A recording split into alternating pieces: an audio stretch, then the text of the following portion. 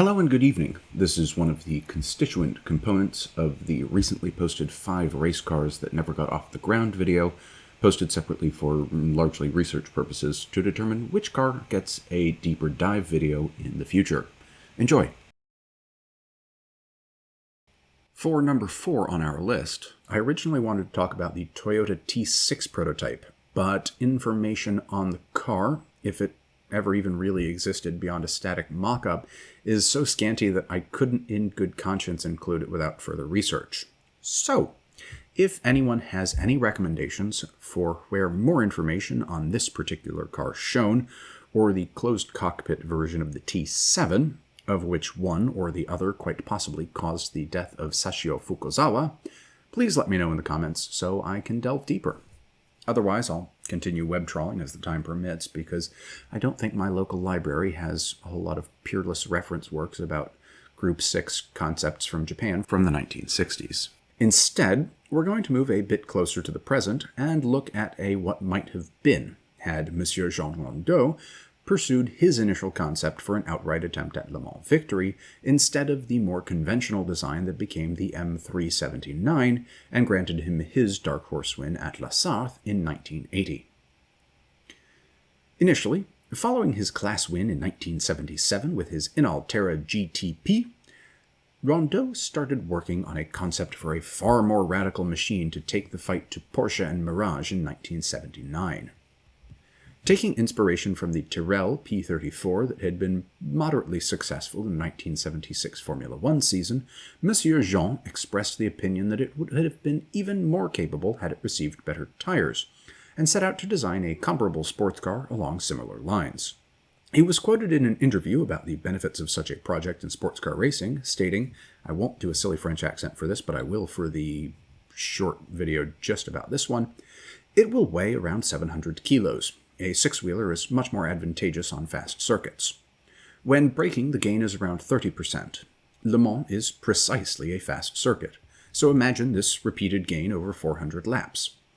On the other hand, in terms of handling, a six-wheeler is significantly superior.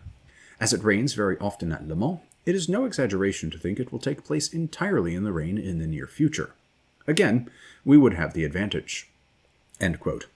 Which all sounds good in principle, but such a radical design would command quite a substantial investment, as it would be essentially ground up rather than a rehash of his previous vehicles. The new body design did away with the coupe styling of the Inaltera GTP, instead smacking of a bit of a mix between the Porsche 936 with that big air intake over the driver's head, while retaining the lateral finned but spoilerless rear that he had trialed on the Inaltera and essentially retained on his cars until the Le Mans victory in 1980.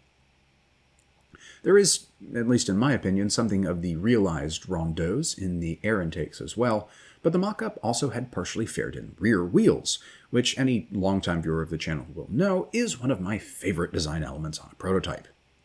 It's actually got a bit of a speed racer look going on in the rear too, with those almost nacelle-looking rear quarter things.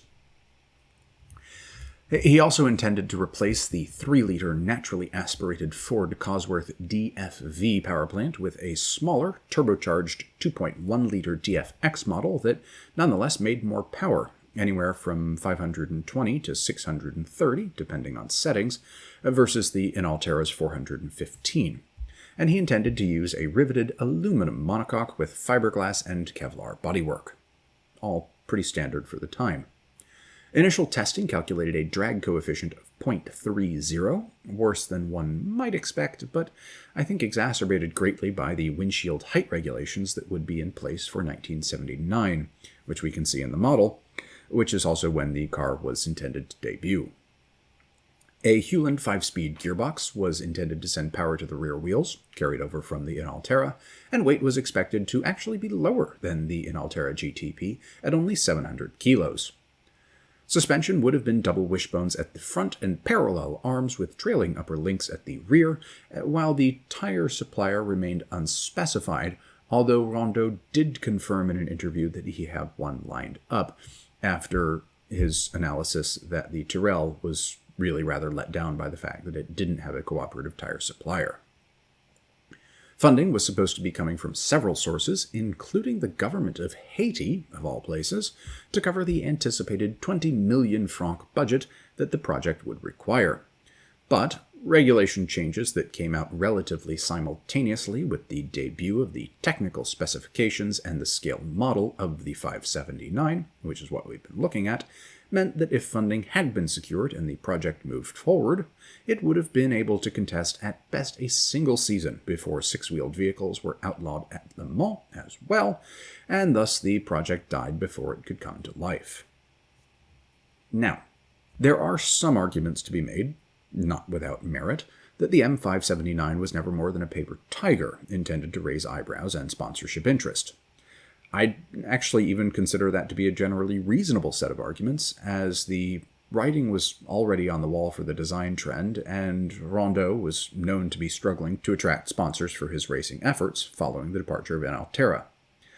Even without the rule changes that rendered the design ineligible for competition, I would be surprised if it had been able to make it all the way to competition, just by virtue of how gosh darn difficult it is to bring a radical new design to reality, especially without the enormous financial resources of a major manufacturer. But it would have been fantastic if it had come to pass, and if anyone could have done it on a shoestring, I think it would have been Monsieur Rondeau.